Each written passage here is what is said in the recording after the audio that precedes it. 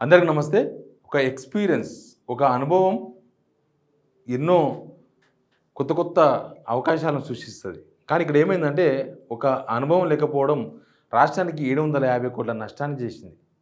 కేంద్రం నుంచి గ్రామ పంచాయతీలకు ప్రతి నెల టెన్షన్‌గా డబ్బులొస్తాయి. దానికి స్టేట్ షేర్ కూడా ఏసి పంచాయతీలు నడపాలి. పారిశుద్ధ్య కార్మికులకు జీతాలు ఇవ్వాలి. గ్రామాలలో పరిశుభ్రత చేయాలి. చెత్త ఎత్తాలి. ట్రాక్టర్లకు ఈఎంఐలు కట్టాలి. అడ్డకేళ్ళు ఉన్న కరెంటు బిల్లులు కట్టాలి పంచాయతీకి సంబంధించినవి.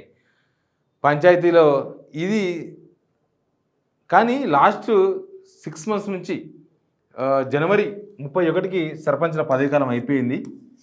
అప్పటి నుంచి సిచ్యువేషన్ ఏంటంటే, సెంట్రల్ నుంచి రావాల్సిన డబ్బులు 750 కోట్ల రూపాయలు వచ్చి ఆగినాయి.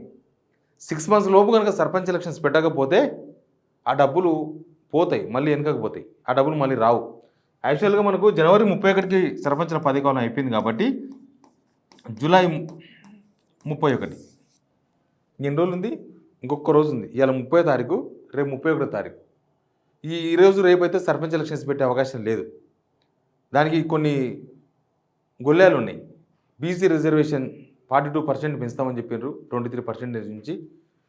కాబట్టి అది చేయలేదు. 6 మంత్స్లో వేస్తామని చెప్పారు. యాక్చువల్గా ఈ గవర్నమెంట్ వచ్చిన కొత్తలో వీళ్ళు చెప్పింది 6 మంత్స్లో బీసీ రిజర్వేషన్ పూర్తి చేస్తాం, బీసీ రిజర్వేషన్ పెంచుతాం 42%. అప్పుడు బీసీలకు చాలా అవకాశాలు వస్తాయి, బీసీలు చాలామంది సర్పంచ్లు అయ్యే అవకాశం ఉంటుంది గ్రామాలలో అని చెప్పారు. వీళ్ళు బీసీ రిజర్వేషన్ గురించి రోజు ఒక ఉప కమిటీ వేయడం, ఒక కమిటీ వేయడం, మీటింగులు పెట్టడం, ఇదే ఇంకా రిపోర్ట్లు ఇవ్వడం, ఆ రిపోర్టు ఈ రిపోర్టు తప్ప వీళ్ళు ఇప్పటిదాకా బీసీ రిజర్వేషన్ సంబంధించి గ్రౌండ్లో దిగలేదు. ఇప్పటిదాకా పేపర్ వర్కే నడుస్తుంది. ఇప్పటిదాకా ఎవరు ఏ ఇంటికి వచ్చి బీసీలు ఎంతమంది ఉన్నారు, ఏ బీసీలో ఏ కులానికి సంబంధించిన వాళ్ళు ఎక్కువ మంది ఉన్నారు, బీసీ ఉపకులాలు ఎంతమంది ఉన్నారు, ఏ ఊరిలో బీసీలు ఎక్కువ ఉన్నారు, ఏది లెక్క తెలుసలే. వీళ్ళు లెక్క తెలుసలే కాబట్టి బీసీ రిజర్వేషన్ కాలే. బీసీ రిజర్వేషన్ కాలే కాబట్టి దానికి చాలా న్యాయపరమైన చిక్కులు కూడా ఉన్నాయి. వాటిపైన కూడా ఇప్పటిదాకా డిస్కషన్ చేయలేదు ప్రభుత్వం. అవన్నీ చేయలే కాబట్టి ఇప్పుడు సర్పంచ్ ఎలక్షన్స్ ఇప్పుడు పెట్టకూడదు అని అనుకున్నారు. యాక్చువల్గా వీళ్ళు కనుక ఇప్పటికే ఆ బీసీ రిజర్వేషన్ చేసి ఉంటే, సర్పంచ్ ఎలక్షన్ కనుక జరిగి ఉంటే 750 కోట్ల రూపాయలు పంచాయతీలకు వచ్చేది.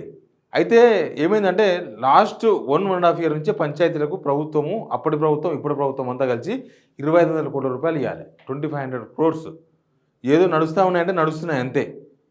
అదంతా పోయింది. ఇప్పుడు 750 కోట్లు కూడా తీవ్రమైన నష్టం వచ్చింది. దీనిలో ప్రభుత్వం అలసత్వం, ప్రభుత్వ నిర్లక్ష్యం, లేకపోతే అనుభవం ఏమి స్పష్టంగా క్లియర్గా కనబడుతుంది. ఇది తెలియదా, ముందే తెలియదా? 6 months ముందే ఇవన్నీ తెలుసుకొని ఉండాలి కదా. 6 months లోపల కనుక సర్పంచ్ ఎలక్షన్స్ నిర్వహించకపోతే, లోకల్ బాడీ లేకపోతే సెంట్రల్ నుంచి వచ్చే ఫండ్ రిఫండ్ అవుతుందని ఇప్పుడు 750 కోట్లు వెనకపోతుంది.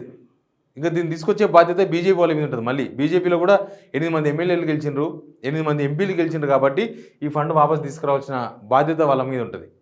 అయితే ఇక్కడ ప్రభుత్వం ఏం చేసింది తెలుసా, దాచిపెట్టి దయ్యాల పాలు చేసినారు చూడండి. అట్లా ఇది కూడా దాచిపెట్టి బయటికి రాకుండా మొన్న 2 days బ్యాకో 3 days బ్యాకో సెక్రటరీలో మీటింగ్ పెట్టుకొని 750 కోట్ల రూపాయలు బ్యాక్ అవుతాయి కాబట్టి అర్జెంట్గా సర్పంచ్ ఎలక్షన్ పెట్టాలి. ఎప్పుడు పెడతారు ఎలక్షన్? ఇంకా 2 రోజుల ముందు 3 రోజుల ముందు తెలుసుకుంటే ఎలక్షన్ పెడతారా? మీరు ముందే తెలుసుకోవాలి దీని గురించి. మీరు బీసీ రిజర్వేషన్ అన్నప్పుడే తెలుసుకోవాలి సర్పంచ్ ఎలక్షన్స్ నిర్వహించడం సాధ్యమా కాదా. ఒకవేళ సర్పంచ్ ఎలక్షన్స్ నిర్వహించకపోతే ఏమవుతుంది, జరిగే నష్టం ఏంది? స్పెషల్ ఆఫీసర్ల పాలనతోన గ్రామ పంచాయతీలు నడుస్తాయా? స్పెషల్ ఆఫీస్ పాలనతోన గ్రామ పంచాయతీలు కరెక్ట్గా నడుస్తాయి అనుకుంటే రాష్ట్రానికి ముఖ్యమంత్రి అవసరం లేదు. సీఎస్తో నడిపించవచ్చు, చీఫ్ సెక్రటరీతో నడిపించవచ్చు, అంతకన్నా పెద్ద ఆఫీసర్ ఇంకేముండరు. కాబట్టి స్పెషల్ ఆఫీసర్ పాలన కాదు, ఖచ్చితంగా సర్పంచ్లు ఉండాలి, ఎంపీటీసీలు ఉండాలి, జెడ్పీటీసీలు ఉండాలి. మన పరిపాలన విభాగంలో వాళ్ళు కూడా చాలా కీలక రోల్ పోషిస్తారు. గ్రామాలు చూసుకునేది వాళ్ళే. ఇక్కడ ఎవరు ఏ ఎమ్మెల్యే కూడా ఏ గ్రామానికి రెగ్యులర్గా పోడు. మొత్తం ఆయన 5 సంవత్సరాలు ఎమ్మెల్యేగా ఉంటే కొన్నిసార్లు కొన్ని ఊర్లకు 2 సార్లు పోతాడు, కొన్ని ఊర్లకు అసలు పోనే పోడు. అసలు డైలీ గ్రామాల్లో ఏం జరుగుతుంది, డైలీ గ్రామాల్లో ఏం జరగాలి అదంతా చూసుకోవాల్సింది సర్పంచులు, జెడ్పీటీసీలు, ఎంపీటీసీలే. సర్పంచులకి ఎక్కువ బాధ్యత ఉంటుంది. అట్లాంటి సర్పంచులు లేకుండా ఏదో అనిపోతే లాస్ట్కు 750 కోట్ల రూపాయలు నష్టం జరిగింది. సర్పంచులకి ఇవ్వాల్సిన బిల్లులు పెండింగ్లో పడిపోయినాయి. స్టేట్ షేర్ మొన్న అసెంబ్లీ సమావేశాలు ఫైనల్ అయిన తర్వాత 2 రోజుల ముందు 150 కోట్లు హడావిడిగా విడుదల చేసిండ్రు. ఎందుకంటే ఇది అసెంబ్లీలో పెద్ద చర్చ అవుతుందేమో, అసెంబ్లీలో రచ్చ అవుతుందేమో, మళ్ళీ అనవసరంగాని 150 కోట్లు ప్రతిపక్షాల అంశాలు లేవనెత్తామని చెప్పి 150 కోట్లు విడుదల చేసిండ్రు. కానీ 750 కోట్లు మాత్రం ఆపుకోలేకపోతున్నారు. రేపు ఒక్కరోజు టైం ఉంది. రేపు ఒక్క రోజులో సర్పంచ్ ఎలక్షన్ ఎట్లా నిర్వహించే అవకాశం లేదు. కాబట్టి 750 కోట్లు రిటర్న్ పోతాయి, మురిగిపోతాయి. ఈ 750 కోట్లు మురిగిపోకుండా ఉండాలంటే బీజేపీ వాళ్ళు ఏదైనా ఢిల్లీ పోయి మాట్లాడితే ఏమైనా ప్రయత్నం చేస్తే బాగుంటుంది. ఈ మూసీకి 10,000 కోట్లు కావాలి, మూసీకి 1,50,000 కోట్లు కావాలని మాట్లాడే బదులు మనకు రావాల్సిన హక్కు ఈ 750 కోట్ల రూపాయలు ఎట్లా ఆపుకుంటారు, గ్రామాలకు 750 కోట్ల రూపాయలు ఎట్లా పంచుతారు, ఇదంతా కొంత క్లారిటీ ఉండాలి.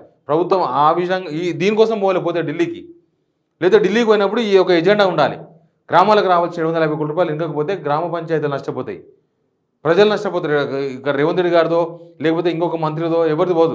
పంచాయతీరాజ్ శాఖ మంత్రి ఉన్నారు, పంచాయతీరాజ్ శాఖ మంత్రి ఇప్పటిదాకా దీని మీద స్పందించనే లేదు. పంచాయతీరాజ్ శాఖ మంత్రి గారికి సర్పంచ్ ఎలక్షన్స్ నిర్వహించకపోతే వచ్చే నష్టమైంది అవగాహన ఉందో లేదో తెలియదు. కనీసం ఈ ఇష్యూ మీద మరి సీఎం గారికి చెప్పాలి అవసరమైతే, లేకపోతే అవసరమైతే బీజేపీ వాళ్ళు ఉన్నారు, వాళ్ళు ప్రతిపక్షంగా ఉండొచ్చు ఇక్కడ రాష్ట్రంలో, కానీ కేంద్రంలో ప్రభుత్వం ఉంది కాబట్టి వాళ్ళందరినీ తీసుకొని పోవాలి. ఈ 750 కోట్ల రూపాయలు నష్టపోకుండా చూడాల్సిన బాధ్యత ప్రభుత్వం ఉంది, ఇక్కడ ఉన్న బీజేపీ లీడర్ల మీద ఉంది. బీజేపీ లీడర్లు ఢిల్లీ దాకా పోయి ఆల్రెడీ ఎంపీలు ఢిల్లీలో ఉన్నారు, కాంగ్రెస్ కూడా 8 మంది ఎంపీలు ఉన్నారు. వాళ్ళు కూడా అవసరమైతే అక్కడ ఉన్న సెంట్రల్ గవర్నమెంట్తో కలిసి మాట్లాడి 750 కోట్ల రూపాయలు నష్టపోకుండా దీనికి స్టేట్ షేర్ కూడా ఎంత ఉంటుందో ఆ స్టేట్ షేర్ కూడా ఇచ్చి, ఏదో హడావిడిగా అసెంబ్లీ ఎలక్షన్స్ ముందు మొక్కుబడిగా 150 కోట్లు ఇవ్వడం కాదు. గ్రామ పంచాయతీలు బాగుండాలంటే ఖచ్చితంగా ఈ అమౌంట్ అంతా కూడా అక్కడ ఉపయోగపడాలి. ముఖ్యంగా పారిశుద్ధ్య కార్మికుల జీతాలు వెళ్ళాలి, కావలికారుల జీతాలు కూడా వెళ్ళే సిచ్యువేషన్ లేదు ప్రస్తుతం గ్రామ పంచాయతీలో. ఎక్కడ చెత్త అక్కడనే వెరకపోయింది, పనిచేయని బోర్లు బాగు చేసే పరిస్థితులు లేకుండా పోయినాయి. గ్రామ పంచాయతీలు చాలా అధ్వాన పరిస్థితులు కనిపిస్తున్నాయి. కాబట్టి అర్జెంటుగా గవర్నమెంట్ ఈ ఇష్యూ మీద టేకప్ చేయాలి, ఈ ఇష్యూ మీద కాన్సన్ట్రేషన్ చేయాలి. 750 కోట్ల రూపాయలకు ఇంకొక 450 కోట్ల రూపాయలు 500 కోట్ల రూపాయలు స్టేట్ గవర్నమెంట్ షేర్ ఇవ్వాల్సి వస్తుంది. అదంతా ఇచ్చి గ్రామ పంచాయతీల్లో పనిచేసే వాళ్ళని కాపాడుకోవాలి, గ్రామ పంచాయతీలను కూడా నిలబెట్టుకోవాల్సిన బాధ్యత ప్రభుత్వం మీద ఉంది. Please subscribe signal TV.